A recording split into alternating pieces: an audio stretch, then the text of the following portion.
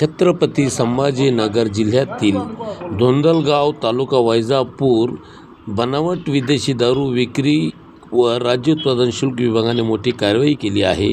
धोंडलगाव येथे छापा टाकून तब्बल 244 बनावट दारूच्या बाटल्या जप्त करण्यात आल्या आहेत। राज्य उत्पादन शुल्क विभागाचे अधीक्षक श्री अभिनव बालुरे आणि उपाधीक्षक श्री गुणाजी क्षीरसागर यांच्या मार्गदर्शनाखाली ही कार्यवाही करण्यात आली।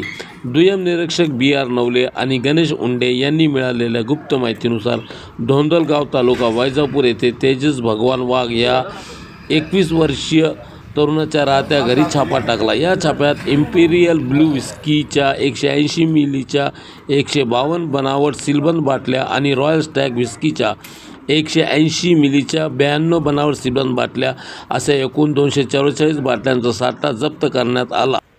उत्पादन शुल्क इथे याने रेट टाकून हा बोगस माल किंवा दारू साठा पकडलेला आहे। आपण जाणून घेऊया त्यांच्या अधिकाऱ्याकडनं। सब इन्स्पेक्टर नवले, हा मुद्देमाल धोंडलगाव तालुका वैजापूर जिल्हा संभाजीनगर येथून तेजस भगवान वाघ याच्या घरातून जप्त केलेला आहे। तर सदरचा मद्य साठा हा बनावट आहे। बरं, हा किती याची बाजार भावाची किंमत काय असेल? बाजार भावाची किंमत याची 56,440 आहे। अच्छा, बरं. आतापर्यंत किती साठा उपलब्ध आहे, म्हणजे साठा रेट मारले? हां, आता एकच झालेली आहे सध्या तरी एकच। पण तुम्हाला ही जी कोणत्या सोर्स मार्फत माहिती मिळाली? नाही, गुप्त बातमीदाराकडून बातमी मिळाली हां की धोंडलगाव येथे तेजस भगवान वाघ नामक एका अवैध विदेशी मद्याचा साठा बाळगून त्याची चोरटी विक्री करतो।